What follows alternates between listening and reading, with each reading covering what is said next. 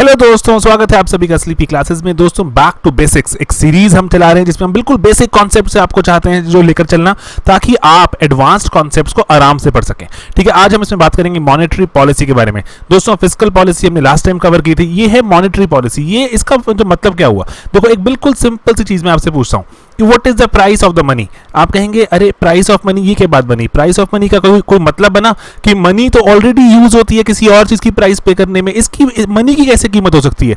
दोस्तों यस, इसका बिल्कुल मतलब है।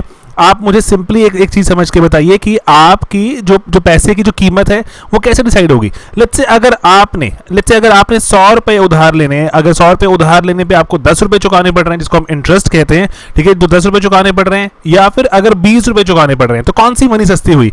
10 वाली रिलेटिवली सस्ती हुई कि अगर आपको 100 रुपए उधार लेने के लिए 10 रुपए देने पड़ रहे हैं compare to 20 rupees, that means 10 rupees is cheaper money, कि पैसा सस्ता मिल रहा है। ठीक है, अगर आपको जो 30 देने पड़ेंगे तो 20 सस्ता लगेगा। Getting it? तो मॉनेटरी पॉलिसी यही डिसाइड करती है कि आपको अगर एक्स्ट्रा पैसे चाहिए, अगर आपको न्यू मनी चाहिए, पहली बात क्या वो अवेलेबल है।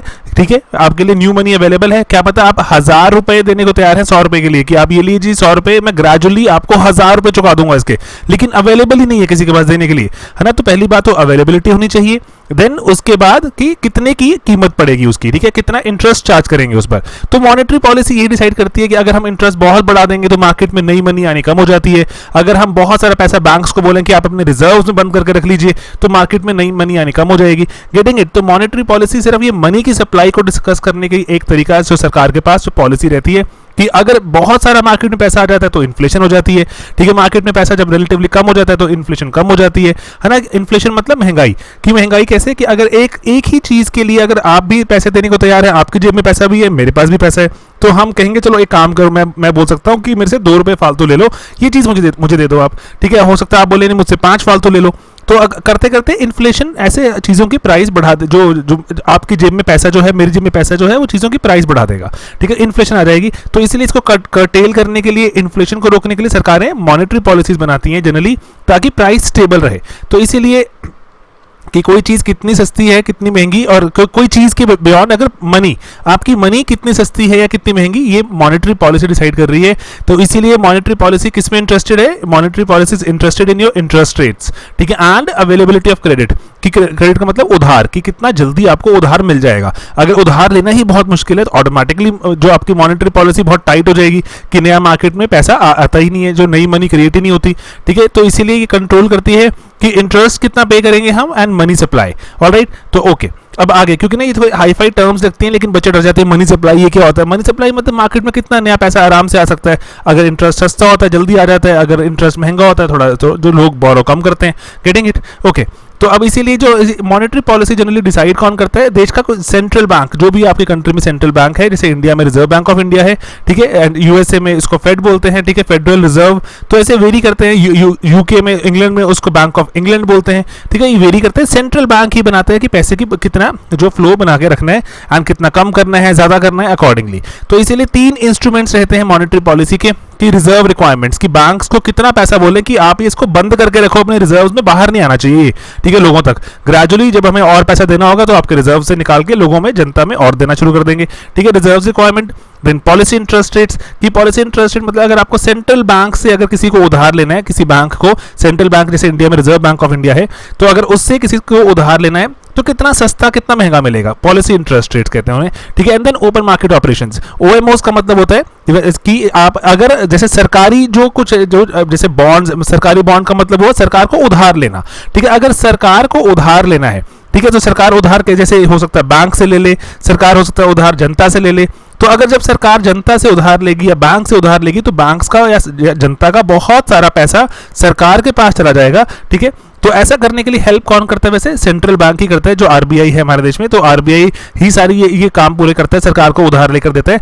तो लेकिन उससे होता क्या है ओपन मार्केट ऑपरेशन से, कि जनता का पैसा चला गया सरकार की जेब में। हाँ, डेफिनेटली जनता को उस पर उधार पे पैसा, वो इंटरेस्ट मिलेगा, लेकिन मार्केट से पैसा निकल गया। Getting it? तो ये अगेन मॉनेटरी पॉलिसी की तरह काम करता है ये, कि उधार लेना, सरकारी जो ऑपरेशंस हैं इसको ओपन मार्केट ऑपरेशंस बोलते हैं। एंड हो सकता है सरकार ने उधार लिया हो, सरकार कह रही है कि मैं आपका उधार चाहती हूं वापस करना, ये लीजिए आपका प्रिंसिपल सहित पैसा वापस। तो मार्केट में बहुत सा पैसा आ जाएगा, तो उससे क्या होगा, मार्केट में लिक्विडिटी बढ़ जाएगी। ओके, तो रिजर्व रिक्वायरमेंट में हम इन पे सेपरेट पूरी प्लेलिस्ट हैं, ठीक है, उनको ग्रेजुअली डिस्कस करते चलेंगे। कैश रिजर्व रेशो और स्टैट्यूटरी लिक्विडिटी रेशो रहती हैं कि बैंक्स में कितना पैसा हमें बंद करके रखना है।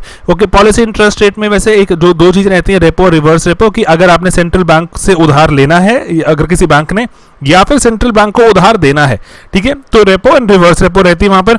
देन मार्जिनल स्टैंडिंग फैसिलिटी की और एक्स्ट्रा उधार, ठीक है, सेंट्रल बैंक से एक लिमिट के बियॉन्ड, तो वो थोड़ा और महंगा होता जाता है। एंड देन उसके बाद होता है bank rate. Bank rate relatively आप एक लेंडिंग का ही, एक उधार लेने का ही रेट है, तो सेंट्रल बैंक से ही उधार लेने का रेट है। हम इस पे सब पे डिस्कस करेंगे डिटेल, लेकिन अभी मैं आपको चाहता हूँ थोड़ा सा अवेयर करवाना इन चीज़ों के बारे में। ओपन मार्केट ऑपरेशंस में यही रहता है, ओएमओज में, कि सरकारी जो उधार, सरकारी डेट को या तो खरीदा जाता है या बेचा जाता है, ठीक है। तो उससे क्या होगा, सरकारी डेट को खरीदने बेचने से मार्केट में पैसा कम ज़्यादा होता रहेगा। मार्केट स्टेबलाइजेशन स्कीम भी यही रहती है कि जहाँ पर अगर लेट्स से कि किसी कंपनी ने, मान लीजिए इंडिया बहुत सही डेस्टिनेशन बन गया एफडीआई का, एफडीआई मतलब फॉरेन से कंपनी जाके इंडिया में लगा रही है पैसा, ठीक है, डॉलर्स लगा रही हैं, तो हमारे देश में बहुत सारे डॉलर्स इकट्ठे हो जाएंगे। तो अब उसके कारण डॉलर्स इकट्ठे हो जाएंगे, रुपी कम हो जाएगा, क्योंकि उनको तो इंडिया में तो रुपी में काम करना है ना। तो इसीलिए अब ये जो रुपी ऊपर नीचे हो रहा है, रुपी अगर मार्केट से हमारा निकलना शुरू हो जाएगा, क्योंकि डॉलर्स आ रहे हैं, बहुत सारे डॉलर्स आ रहे हैं, कन्वर्ट हो रहे हैं रुपीज में, तो बिलियंस डॉलर्स आएंगे, तो अकॉर्डिंगली रुपी में कन्वर्ट होंगे, तो रुपी चला जाएगा, तो रुपी मार्केट में कम हो जाएगा। तो सेंट्रल बैंक को ये भी मेंटेन करना होता है, सेंट्रल बैंक इसीलिए मार्केट स्टेबलाइजेशन स्कीम चलाता है, ठीक है। तो हम उसको ग्रेजुअली सभी कुछ डिस्कस करते रहेंगे, तो मैं आपको चाह रहा था थोड़ा सा इनसे अवेयर करवाना, ठीक है। इकोनॉमी की हमारी प्लेलिस्ट है, एंड ग्रेजुअली हम यहाँ पर जो बैक टू बेसिक्स में भी करते रहेंगे। अगर आप थोड़ा जल्दी चाहते हैं करना है, तो इकोनॉमी की प्लेलिस्ट में जाके आप देख सकते हैं, सभी कुछ लाइन से डिस्कस्ड है यूट्यूब पर भी, एंड अगर हमारे पेड बैच के स्टूडेंट हैं तो वहां तो हम डिस्कस करेंगे विद करंट अफेयर्स। ऑलराइट, तो इसीलिए, लेकिन ये सब टेंशन क्यों है दोस्तों, व्हाई दिस कॉल वेरिडी? तो ये सिंपल सी बात ये है कि ताकि प्राइस स्टेबल रहे। अगर प्राइस स्टेबल नहीं रहता तो इन्वेस्टमेंट डिसीजन करना बहुत मुश्किल हो जाता है कि क्या, कितने का हमारा प्रोडक्ट बिकेगा, कितने में इन्वेस्ट करूं, है ना, सब बहुत मुश्किल डिसीजन बन जाते हैं। एंड ये ग्रोथ उसको मेंटेन करने के लिए प्राइस स्टेबिलिटी बहुत इंपॉर्टेंट एक फैक्टर है, ठीक है। तो इसका मतलब क्या हुआ, इन्फ्लेशन कंट्रोल करना, और ताकि सस्टेनेबल चलती रहे ग्रोथ, उसी के लिए ये सारा कुछ, इतना तामझाम, इतने बड़े बड़े सेंट्रल बैंक्स, इतने जो एक्सपर्ट्स वगैरह बिठाए जाते हैं ताकि चीजें चलती रहे। ऑलराइट दोस्तों, तो इसीलिए यहां पर अगर हम देखें तो हमारे पास जैसे जो अगर एक ओवरऑल एक जिस्ट क्या निकल के आता है मॉनेटरी पॉलिसी का, ये बताती है हमें कि कितनी मार्केट में हमारे, या फिर जो जनता में, आम लोगों में, बैंक्स वगैरह में कितनी मनी अवेलेबल रहेगी और कितनी सस्ती या कितनी महंगी रहेगी वो मनी, है ना, किससे, इंटरेस्ट रेट से वो डिसाइड होगा। तो ये सेंट्रल बैंक ही करता जाता है। जब रिसेशन आता है, मार्केट में लगता है बहुत, जैसे कि कोई ग्रोथ नहीं हो रही, तो जो पैसा सस्ता हो जाता है, उससे क्या होता है कि लोगों को एनकरेज करते हैं, आप बोरो कीजिए और कुछ नया बिजनेस स्टार्ट कीजिए, कहीं इन्वेस्ट कीजिए, ठीक है। तो इसी, जब बहुत रैपिड ग्रोथ चल रही होती है, बहुत तेज ग्रोथ चल रही होती है, तो ऐसा लगता है कि कहीं ये ग्रोथ ऐसा ना हो जाए कि बहुत सारा पैसा बहुत लोगों के जेब में पहुंच जाए, तो चीजें महंगी हो जाएंगी, इतना सप्लाई नहीं हो पा रहा, लेकिन डिमांड बढ़ती जा रही है। तो उसके कारण क्या करते हैं, फिर पैसे की कीमत को बढ़ा देते हैं। तो पैसे की कीमत कैसे बढ़ा देते हैं, ताकि इंटरेस्ट रेट महंगा कर देते हैं। तो ग्रोथ को थोड़ा सा नॉर्मलाइज करने के लिए हमें बहुत तेज भी नहीं भागना, बहुत धीरे भी नहीं भागना। तो इसीलिए एक एवरेज सी चीज मेंटेन करने के लिए, एक स्टेबल सा रेजीम मेंटेन करने के लिए, कि हम पहले पॉलिसी बनाएं, उसी के हिसाब से चलें, ठीक है। चाहे वो 8% ग्रोथ हो सकती है, 10 हो सकती है, 6 हो सकती है, तो अकॉर्डिंगली उसी के लिए कौन हेल्प कर रहा है, मॉनेटरी पॉलिसी। ऑलराइट दोस्तों, तो मॉनेटरी पॉलिसी यहाँ पर खत्म हुआ। मार्केटिंग के बारे में सुन लेते हैं फटाफट से। तो अगेन पीसीएम कोर्स में भी हम सब कुछ जानेंगे दोस्तों, लेकिन ग्रेजुअली। ओरिएंटेशन लेक्चर आए थे आपके पहले, सबसे पहले वो यूट्यूब पर भी अवेलेबल है। उसके बाद हमने पीसीएम का कोर्स स्टार्ट किया। पीसीएम का कोर्स स्टार्ट करने के बाद ग्रेजुअली हम जो 14 दिनों में एक बार प्रीलिम्स का टेस्ट सीरीज शुरू कर देंगे, ठीक है। थोड़ा प्री की बात करें, देन ग्रेजुअली कंटेंट आ जाएगा, मेंस की आंसर राइटिंग शुरू हो जाएगी सितंबर में, और हम जब 2021 में पहुंचेंगे अटेम्प्ट्स के नजदीक, तो क्रैश कोर्स शुरू करेंगे, प्रीलिम्स स्पेसिफिक चीजें दोबारा से रिकैप्चुलेट कर देंगे, ठीक है दोस्तों।